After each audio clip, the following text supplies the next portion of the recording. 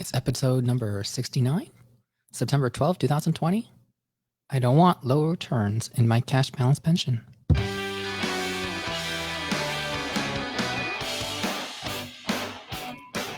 This is the 39.6 Facebook Live Finance Show.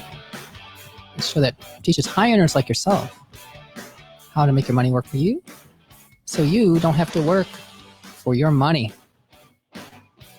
We talk general investing, taxes, real estate, syndications, Airbnb, and even the car you drive. Today we continue our series on cash balance pensions. This is part number 3. Episode number 1 is a little bit of an overview about contribution amounts, it's asset protection, ERISA qualification. Super safe place to save a ton of money on tax. Part 2, we talked about what it takes to actually get a plan going. And that means you need at least 50 members, or 40% of all the employees of a company need to be included in the plan. Okay, so that's not really as important unless you have a plan that you're thinking about creating. For those who already have a plan, then it doesn't really matter that much at all. Okay, and then we're going to kind of get into the plan itself. One important thing I didn't mention in the first episode, because it is a qualified plan, when you leave that company, you can roll that money over into another qualified plan. You can roll it into another pre-tax account. So your money that was in the pension, whatever the cash balance of your pension is at the time you leave your job, that amount can roll over to your 401k, can roll over to a traditional IRA, and then you can invest it however you'd like to. All right, so the cash balance pension is a conduit for you to save a bunch of tax while you're working at a company and then move it to another 401k or IRA. Now, another one of the downsides, and this is the one thing that people complain the most about because people don't know how to think about their global portfolio allocation. Okay, they focus on each individual account separately. Okay, it was very important that I cover the previous You Only Have One Portfolio episode. That was in episode number 65, I believe. Episode number 65. You only have one portfolio for all of your assets. And each of those individual accounts you can utilize to the best of its individual ability. A cash balance plan has a rule associated with it called, actually this is for any pension, and that's called the preservation of capital rule. That is, however much money you contributed, you must have at least that amount available to you when you roll it out, when you leave your job, or actually if you're old enough, if you're 60, if it's 62 years old, if your plan documents allow it, you can actually roll money out of the cash balance pension even while you are participating in it. Now, a pension plan is a pooled asset of the employer, of the company, but you have an allocation of that account that is associated with you. We're going to get into what we call crediting in another episode. But to suffice it to say, whatever you put in, you must get at least that much on your way out. This is not applicable to a 401k or an IRA, because when you invest that money in stocks, equities, or even bonds, they can lose value. And your value just goes up and down with whatever it is invested in. So you can very easily have a loss in that account. A pension does not allow you, as an individual participating in a cash balance pension, to have a loss. Okay? So, accounts have to be designed to minimize the amount of loss there can be. Because if there is a loss, the employer is on the hook to replace any deficit. So, if you had invested $100,000 a year for 5 years, and the account has gone up and down, but by the time you want to leave, the actual value of it is actually lower than the total contributions. So the pension is in a deficit, and a lot of pensions are in deficits, but those are more the traditional pensions. We'll get to that again in another episode. But if you don't have $500,000, if your allocation of that fund is less than $500,000, and let's say it's worth $480,000, the company has to give you $500,000 that you roll out, which means that they will have to front $20,000 into that to basically replace that gap. Now, the company does not want to have to pay extra money. That's a liability, it's a risk to the company. Now, if you own the company, it doesn't necessarily matter because that is ultimately coming out of your own pocket because you own the business. But if you don't own the company, that's a liability to everybody else. Okay, so in a lot of companies, if you have a cash balance pension, you create the plan documents in a way that the people who are participating, if there is a loss, that they have to come up with that deficit. Okay, but you still want to keep that deficit as low as possible. So the allocations are very often weighted more toward bonds than a lot of younger investors would have, because they believe that all equities or high equities is the way to go. Okay. Now, I have to show this first because there's a lot of just misunderstanding about stock bond allocations. I'm going to make myself smaller so this is bigger. Okay. If you look at 3 different portfolio asset allocations, okay, I used a website called portfoliovisualizer.com, which if you can spend incredible amounts of time there just playing with numbers, but I put in 3 different accounts, portfolios. Portfolio number 1 is 100% stocks. I think I just used total US stock market or S&P 500, something like that. And portfolio 2 is 50% stocks and then 50% bonds. I think I just used a US bond fund. And then the third portfolio is 30% stocks, but 70% bonds. And I went back over a course of 30 years, ending at the end of a market cycle. So 2008 was the last big crash we had. This year we had a short-term crash that then recovered. We haven't really had a full market cycle where it's really gone down yet. And historically, that happens about once a decade or so. When you look at the 3 portfolios, the blue one goes up and down, up and down, up and down, more so than the other 2 because it's all equities, and equities are much more volatile. When you get to the market crash, you take that 50% hit or whatever it is, it brings you right back down to where the other 2 portfolios were. So if you had invested $10,000 and let it ride with, I think this is with annual rebalancing throughout the 30 years, the compound annual growth rate, the CAGR, for portfolio 1 is 10.6%, 10.55. Portfolio 2 is 10.71, and portfolio 3 is 10.44. They are all effectively the same, right? It just matters when you choose. So when you end at a market cycle, you might really just end up at the same place. The problem is a lot of people see these big ups and they think that they're going to be able to capture like more ups than they're capturing of the downs. That's just historically over time, not likely, right? People kind of time in and out of the market. You really set yourself up for losses if you're an amateur investor, which most everybody who are listening to this is. And even the professionals still don't do that right quite often. There certainly can be professionals who have historically done things well, time things better. But you can't depend on yourself to actually do that. That's like 80% of drivers think they're above average.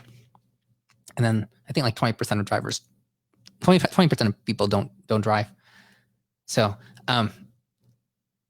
if you have a choice between 3 lines, I just made up those statistics, by the way, so don't quote me on them. These 3 lines, if you're going to end up at the same place, the smoothest way to get there is the most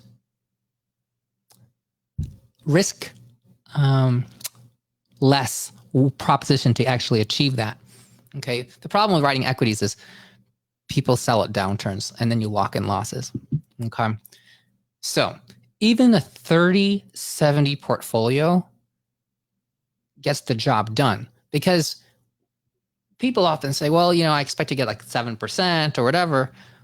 It doesn't really matter that much what your portfolio is, as long as you actually let the portfolio do its job. The problem is most investors don't do that, and they end up making bad decisions. But they will effectively all have similar returns over time. The biggest variable is your behavior, not actually the investment. So if you can choose investments that you don't have any problem riding, you will likely do better. Okay. So with that all being said, and I've said this many times to other people, but if you're a high income and high saver, you just don't need the equity risk, because I don't think that high equity position, like 100% equities, provides you the gain that's worth all the risk you take, right? It's like trying to swing only for home runs. Like you basically strike out or you hit a home run. And if you hit enough home runs, you can win a game. But if you don't, you will lose. And it's not a strategic winning. It's not a winning strategy overall. Okay. So I like to maximize getting the most gain for the amount of risk that I'm taking, right? That puts you in the best position over time to succeed. So 60%, if you're just a publicly traded securities person without real estate, 60-40, I don't think any high earner with a high savings rate needs to have any more than 60% in equities. Okay. You could be 50%, even 30% equities. Our portfolio has about half real estate, but we're only like 30% equities, and it makes the volatility very minimal, and the portfolio keeps going up, right? So you don't need 100% equities. Now, I'm going to hide that, and then I'm going to show you this. Okay. With that all being said, again, you only have one portfolio. So I have this spreadsheet, and I'll upload it to the group. I put a number of rows here for different accounts. If you remember before in, what was it, episode 65, with the one portfolio episode, I went over, I have 12 investment accounts between my wife and I. And that's like the minimum, because we only have one taxable account. Here I have less than that to make it a little simpler. Okay, I've listed a 401k. So like my job, 401k, we get the full 19,500, and then you have your profit sharing contribution from the employer, and they fill that up to 57,000 for 2020. Okay, my wife, UT Southwestern, 57,000 into a 403b. Actually, I don't know if this year we're going to get that high, because she cut down her hours, but we'll get probably close to that. Then 457b is another 19,500. Okay. Now, between those three accounts already, that's 133,500, I think. Then you have IRAs for each person. That's $6,000 times 2, so that's 12,000. Okay, so that's the smallest slice of contributions per year. Then I got a cash balance pension added for my employer last year. Okay, so just to use a round number, put $100,000. Now, if you're around 40 years old, $100,000 approximately is what you very likely could get in. It really depends on the actuarial analysis of your company, but I just using 100 here to be a round number. My company, I'm getting 91 this year, but just using 100. Okay, and then let's just pretend we're throwing more money into a taxable account, a post-tax account. I just put another 100 here just to make it a round number. The file will be in the group, and you can put in whatever numbers you'd like. And then I even put a few more extra columns. Now, you have all of those amounts, and then you put in the percentages here, the amount that's in bonds. To make this simple, I didn't add any column for cash or real estate, etc. Just simply stocks and bonds. So you put in your percentage in bonds, it'll automatically calculate the percentage in stocks, and it'll calculate the dollar amounts of stocks and bonds in each of those accounts.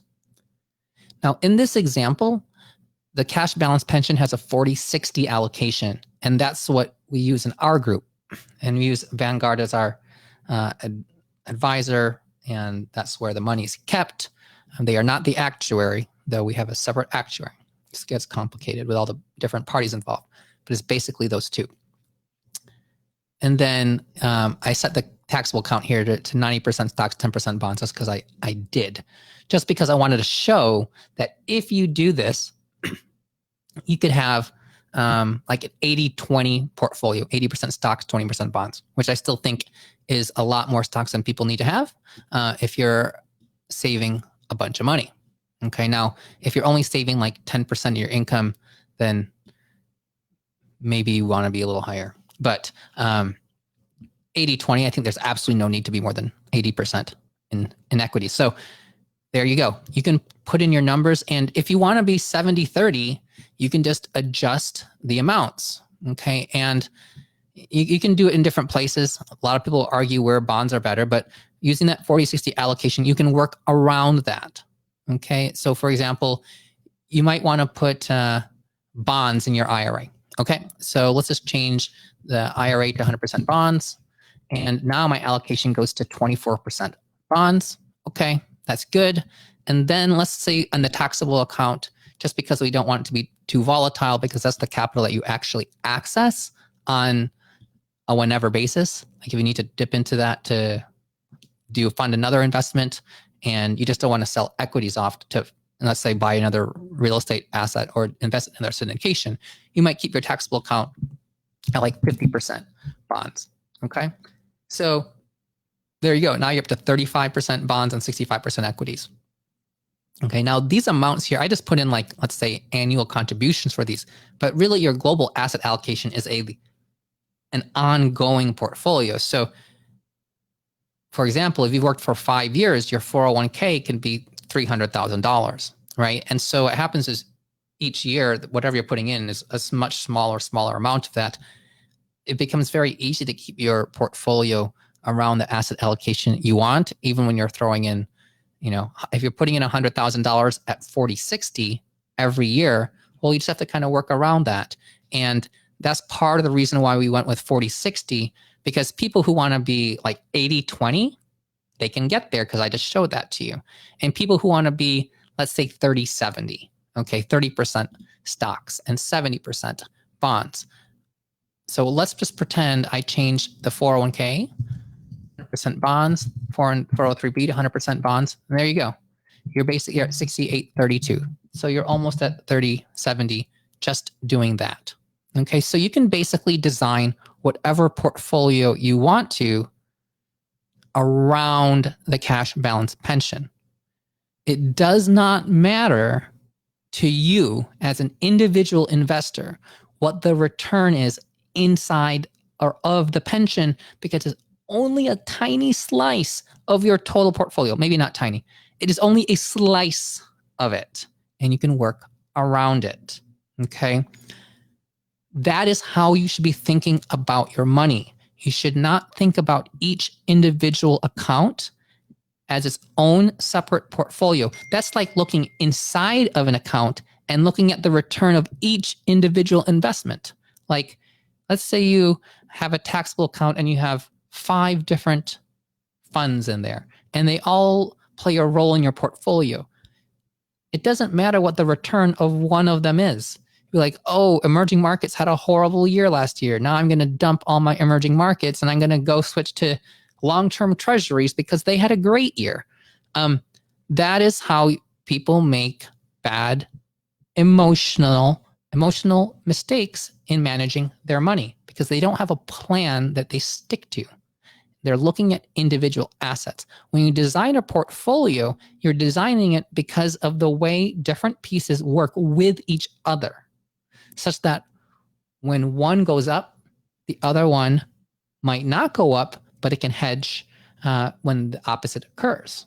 Okay, so in an ideal world, and you're shooting for a particular rate of return, you could just get that exact return every single year. Like if I told you this portfolio will give you 12% every single year, year over year with no losses, it should not matter to you what's in that portfolio because the portfolio is giving you an overall return of 12%.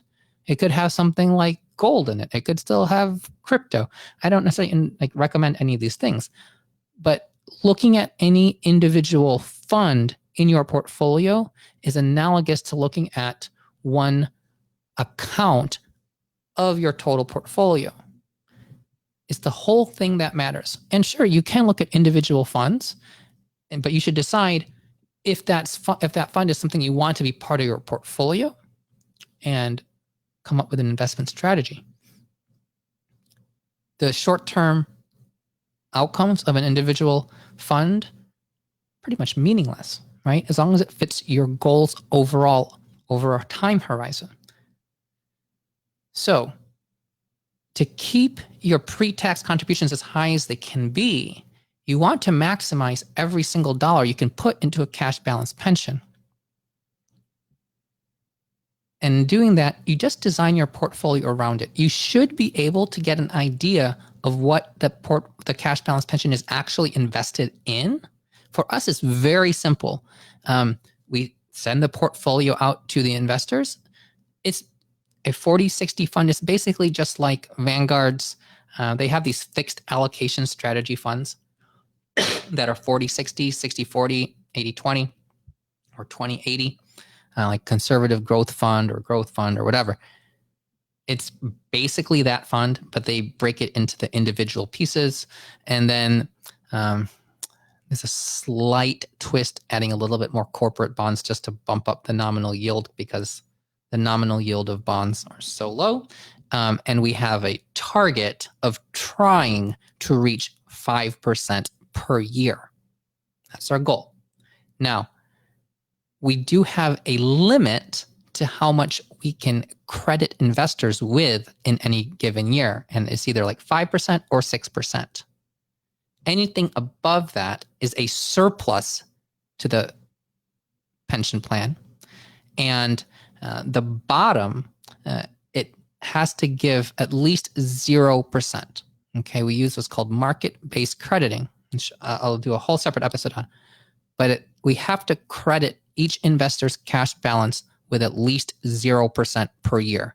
So you definitely do not want the pooled fund to actually dip below zero because then you are in a deficit. Okay.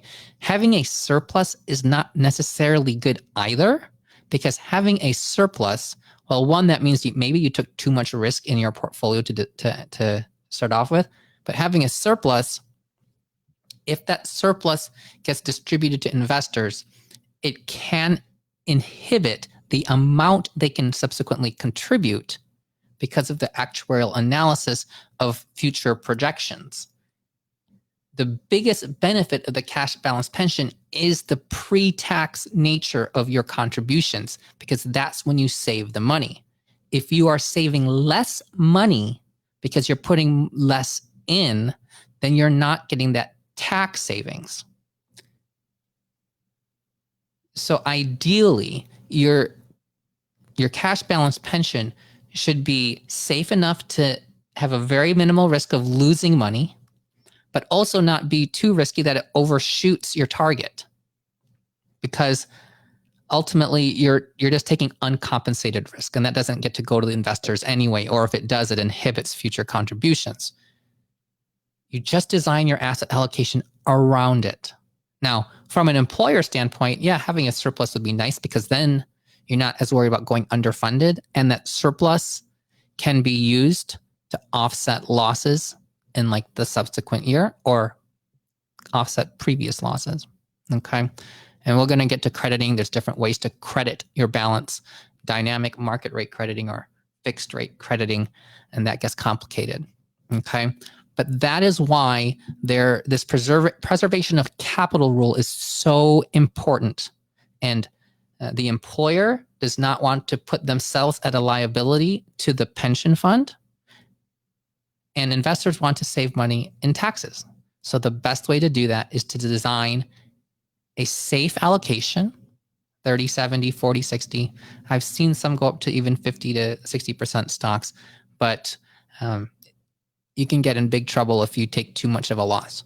Now, if you are a solo practitioner, you're 1099, and you open up your own cash balance pension, you can probably choose your portfolio however you want to because it's just yours. I mean, the pooled pension, we can design it however we want to, but there's employers and there's employees, and that risk and the risk is getting paid by one group and the beneficiaries are a different group. If you own the company and you're the only person in it, then you are both the beneficiary and the person taking the risk. So you can design it potentially however you want to, but the actuarial analysis is still going to take place every year.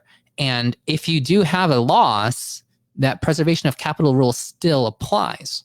So if you take a big loss, let's pretend your individual cash balance pension is 100% equities, and it goes down 40% in 1 year. Ultimately, you do have to make up that loss. And I don't know the strict rules about it. I think you can basically have a certain amount of time, like 3 years, to get it back up to zero. But so like the next year, maybe you have to contribute the same amount plus a little bit extra. So if you contributed 100,000 this year, at the end of the year it's worth 70,000, then you're at a $30,000 deficit. So next year they may ask you to contribute 110,000, the 100,000 that your contribution is supposed to be, plus like 1/3 of that deficit, so that now your deficit is only 20,000. Okay, so then at the end of the year, let's pretend it has gained money and now it's worth like $240,000, and you had contributed like $210,000. Now you are above sea level again. Okay, so now there's no more deficit. It has washed away. So they don't make you replace the entire deficit all immediately, but potentially your actuary could require you to put some extra. And on the other hand, if it receives too much, your actuary could also, or if it earns too much, the actuary could tell you to contribute less the subsequent year because of actuarial future projections. And you want your pension to always be in compliance, because if it falls out of compliance, then the IRS can basically nullify the plan, make you pay taxes on everything that you've got the tax savings from on the way before. That can be huge penalties. So that is it for now. We will continue this discussion tomorrow, I hope. If you have more questions on this, please feel free to go ahead and put them in the comments or another thread, and I'll try to make sure to cover everything. There's a lot of things to cover on a cash balance pension. That is it for today, episode number 69. Again, this is brought to you by the Medicine, Marriage, and Money podcast, which will be launching in 2 days, September 14th, 2020. This show is strictly for my entertainment, maybe yours, not financial, not legal, not any other form of advice. Please talk to any of your financial, legal, and other certified advisors before making any of your own decisions. Have a great day.